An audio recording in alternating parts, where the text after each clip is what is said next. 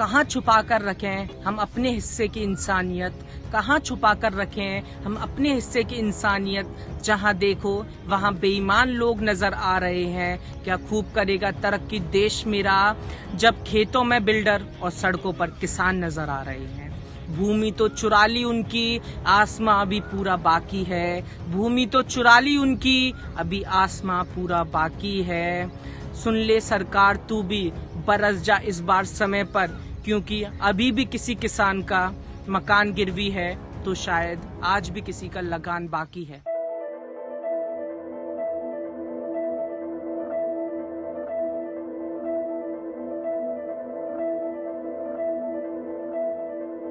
आपने सोचा है, छत टपकती है उसके कच्चे मकान की, छत टपकती है उसके कच्चे मकान की, फिर भी बारिश हो जाए ये तमन्ना है किसान की। सरकार ने मदद नहीं की, मीडिया ने आप बीती नहीं दिखाई, और आपने और हमने। हाल ही में जॉर्ज फ्लॉयड पर पुलिस ने जो बर्बरता की, उसके लिए तो आपके और हमारे सबके व्हाट्सएप और इंस्टाग्राम पे ब्लैकआउट स्टोरीज का ट्रेंड शुरू कर दिया गया। पर जब यही बर्बरता पुलिस ने गुना के किसानों के साथ दिखाई, तो शायद ही आपके और हमारे तक ये समाचार पहुंचा, और शायद ही कोई स्टोरीज डाली गई। तो जानते हैं कि आखिर गुना के किसानों के साथ ऐसा क्या हुआ जिसके लिए आपका दिल जॉर्ज फ्लॉयड से ज्यादा दुखना चाहिए। 15 जुलाई 2020 आपके और हमारे लिए एक सामान्य दिन रहा होगा, पर 38 वर्षीय राजकुमार और उनकी पत्नी सावित्री देवी के लिए ये एक सामान्य दिन नहीं था। राजकुमार ने गुना के बाहरी इलाके में 2 साल पहले स्वीकृत एक सरकारी महाविद्यालय के लिए आवंटित 45 बीघा जमीन को कथित रूप से अतिक्रमण कर लिया था और यहाँ खेती किया करता था। ये घटना 15 जुलाई को हुई, जब पुलिस कर्मचारी बुलडोजर लेके उसके खेत पर पहुंच गए।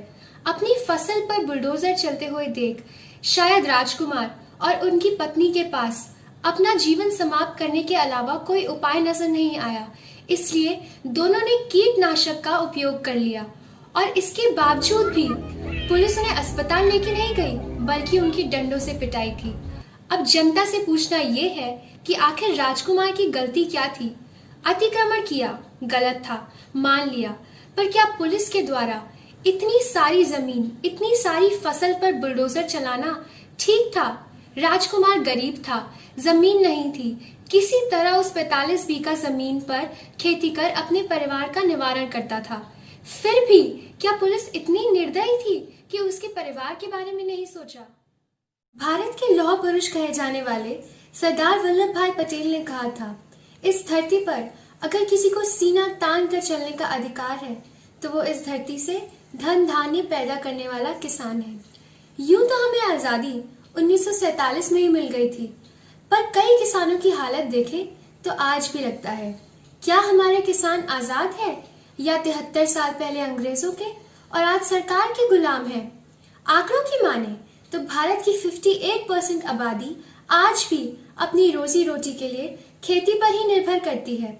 ऐसे में ये समझना मुश्किल नहीं कि अगर सरकार को किसी चीज पर सबसे ज्यादा ध्यान देने की आवश्यकता है तो वो खेती बाड़ी ही है। डिजिटल इंडिया प्रोग्राम को बढ़ाने के लिए 2020-21 में सरकार ने 23% का इजाफा कर इसके लिए 3,212 करोड़ खर्च करने का फैसला किया, जबकि 2,90,000 लोग भूखमरी के कारण अपनी जान गंवा बैठे, जिसमें 70% किसान हैं। अब सवाल हमें जनता से पूछना है, जबकि भारत की इतनी आबादी और भारत के इतने किसान बेरोजगारी, भूखमरी और पैसे की कमी की वजह से अपनी जान दे देते हैं, जबकि हर साल भारत में 3 लाख किसान आत्महत्या कर बैठते हैं, तब ज्यादा जरूरी क्या है, इन किसानों की मदद करना या फिर डिजिटल इंडिया जैसी और कई योजनाएं? और ये आंकड़े आपको मैगजीन, अखबारों और फेसबुक पे नहीं मिलेंगे, क्योंकि मुफ्त की कोई चीज बाजार में नहीं मिलती और किसानों की मरने की सुर्खियां अखबार में नहीं मिलती। भारत के 10.7 करोड़ किसानों में से 50% किसान कर्ज में डूबे हैं। कोरोना काल शुरू होते ही आप सब अपने घर में ढेर सारा राशन तो इकट्ठा कर ले आए, पर क्या आपने ये सोचा कि खाने वाला तो महफूज है, लेकिन हमें खिलाने वाले हमारे किसान भाई आज भी बेसहाय और शक्तिहीन है। राजस्थानी सियासी संकट के बारे में तो आप सब समाचार में सुन रहे होंगे, पर क्या राजकुमार के बारे में सुना? गहलोत पायलट क्या करेंगे, इस पर आप सबकी नजर है। पर मध्य प्रदेश के और हमारे पूरे भारत के ऐसे गरीब किसान क्या करेंगे, क्या आपने सोचा है? आखिर कौन डालेगा इन गरीब किसानों पे नजर? सरकार कब इनके दर्द को समझेगी? और कितने किसान जीने से बेहतर जहर पीना समझेंगे? अब जरूरत है तो जनता को ये समझने की कि राजस्थानी सियासी संकट और अमित जी के कोरोना संक्रमण के बारे में जानने से ज्यादा इन किसानों के बारे में जानना आवश्यक है। अब मेरे संवाददाता आपको इस वीडियो में आगे लेके चलेंगे। नमस्कार साथियों, जब से धरती का निर्माण हुआ, जब से लोगों के जन्म शुरू हुए, शायद तब से पूरी दुनिया में भारत को किसानों का देश कहा जाता है। यहाँ के किसानों को अन्नदाता कहा जाता है। तो मैं पूछना चाहता हूँ अपनी सरकार से, साथियों आपसे, तो कैसे अन्नदाता हैं जो प्रतिवर्ष अपनी आत्महत्या करके आसमान में एक सितारे के रूप में खिल जाते हैं। कुछ रिपोर्ट्स के अनुसार 2015 से लेकर 2018 तक 3 लाख किसानों ने आत्महत्या की। तो ये कैसी योजनाएं हमारी सरकार ला रही है जिसके कारण स्वरूप हमारे किसान भाई आत्महत्या कर रहे हैं। न जाने कितनी जमीन पर लोग अपनी मेहनत से अपने खून पसीने को एक करके खेतीबाड़ी करते हैं और हम उनका फायदा लेकर, यानी कि हमारे जो भ्रष्ट सरकारी अधिकारी हैं उनका फायदा लेकर उनके हक की चीजों को खाना चाहते हैं। ऐसे मैं आंकड़े आपको बहुत बता सकता हूँ, बहुत, जो मतलब शायद गिनती में भी ना हो, जिससे कि किसानों को प्रताड़ित किया जाता हो। आज हमारे देश कह रहे हैं मेक इन इंडिया हो रहा है, न जाने कितनी योजनाएं चल रही हैं, पर मुझे ऐसा बिल्कुल नहीं लगता कि ये योजनाएं लोगों के घर तक पहुंची हैं। ये योजनाएं बस कागजों में आती हैं और कागजों में पूरी तरह सिमट जाती हैं। आज मेरे साथ कुछ महिलाएं जो खेती बाड़ी कर रही हैं, वो 9 वर्ष से खेती बाड़ी कर रही हैं। मैं उनसे कुछ प्रश्न पूछना चाहता हूँ और उनके उत्तर जानना चाहता हूं कि जिससे मेरे दिल को पूर्ण तसल्ली मिले और आपके प्रश्नों का भी सवाल मिले। तो मैं शुरू करते हुए आपको दिखा करते हैं। आपका नाम क्या है? अंगूरी। और आपका नाम? भूदेवी। आंटी जी, आप कितने सालों से खेतीबाड़ी में काम कर रही हैं? यहाँ भैया मैंने 9 वर्ष है। 9 बरस। आप दोनों 9 साल से साथ में काम कर रही हैं। तो आपको इस खेती-बाड़ी से इतना फायदा हो जाता है कि आप अपने परिवार को सही चला सकती हैं? का चलाते हैं भैया, दे कच्चा पानी ऐसे चल जाता है। 150 रुपया दे का हो तो 150 रुपया देते हैं। 150 रुपया। और बिन कोई दे दे तो कोई ना देते बिन। तो सरकार की आजकल बहुत सारी योजनाएं चल रही हैं, आप तक कोई योजना का कोई फल पहुंचा या नहीं? कछु ना पहुंचा भैया, हमारे तो कछु में ना खाते ना आए। 500 रुपया आए वो ना आए। तो खेती बाड़ी करके आपको बिल्कुल फायदा नहीं हो रहा है? कछु फायदा नहीं रहा भैया, तो ऐसे पेट पालन नहीं कर रहे हैं बस। तो जैसे कि आपके जो परिवार में बच्चे होंगे आपके, तो आप अपने बच्चों को भी यही सिखाती हो खेती बाड़ी करने, या फिर उन्हें पढ़ना लिखना सिखाती हो? पढ़े भैया 8 तो दोनों बालक। और तो हम अपने दिल की बात बता में के ऐसे दूसरे घर हम एक आध दिन चले गए, ऐसे भैया हमने तुम्हें काम है तो तुम्हारे जो चले गए, हम तुम्हारे घर रहते हम लिखा दे।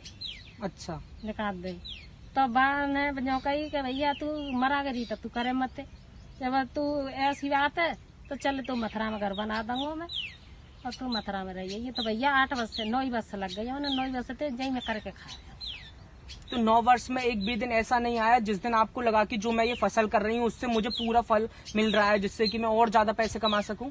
कैसे भैया कछु ना मिल लो, मन तो जी 150 मिलता है। 9 साल से जब से काम शुरू करा, हाँ। जब थोड़े कम धीरे धीरे बढ़ के 150 पहुंचे। हाँ 150 पहुंचे। जब पहले करो मैंने 100 में, फिर ये 10 में, फिर ये 20 में, फिर ये 30 में, अब 150 है जी। हम तो 150 में कर रहे हैं।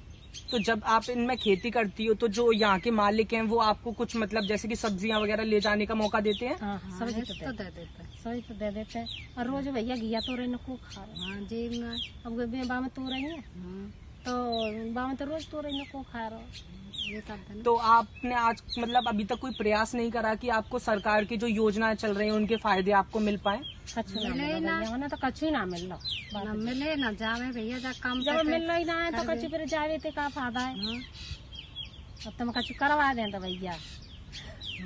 हाँ तो जैसा कि आप सभी ने देखा कि सरकार में न जाने कितनी योजनाएं चला रही हैं, पर वो लोगों तक पहुंच ही नहीं रही हैं। शायद वो योजना सिर्फ सरकारी भ्रष्ट और कर्मचारी तक वहीं तक रह जाती हैं और लोग उसका फायदा ही नहीं उठा पाते। ऐसी क्या योजना चल रही है जो कि सिर्फ कागजों में रह रही हैं और उनका पूर्ण रूप से जमीन तक आकलन ही नहीं हो पा रहा है। जैसे कि हमने इन 2 युवतियों से जाना कि ये 9 वर्ष से खेतीबाड़ी कर रही हैं, पर इनका पालन पोषण करने में इनको बहुत समस्या आ रही है। तो साथियों, मेरा आपसे बस एक अनुरोध है कि अगर आपको कहीं कोई किसान भाई या बहन मिले और आप उसकी थोड़ी भी मदद कर सकें तो कृपया करके आगे आएं और उनकी मदद करें, क्योंकि मुझे नहीं लगता कि ये सरकार अथवा अन्य लोग जो भ्रष्ट हैं वो कुछ उनके लिए करेंगे। मेरा मानना ये है कि पहले भारत में अंग्रेजी सरकार थी, फिर कांग्रेस सरकार आई, आज बीजेपी सरकार है। सरकारें बदलती रहेंगी, फिर जाने ना कितनी सरकारें आएंगी, पर इन किसान भाइयों बहनों का पूरी तरह कभी भी इनका प्रताड़ित होना बंद नहीं हो सकता। ये तो एक मैं आपके सामने एक छोटा सा अपने मन की बात रखी है। आगे आप सभी जानते हैं, अपने आसपास जाकर देख सकते हैं कि हमारे भाई बहनों के क्या हालत हो रहे हैं। इसी के बाद मैं अपनी वाणी को विराम देता हूँ। धन्यवाद। जय हिंद, जय भारत।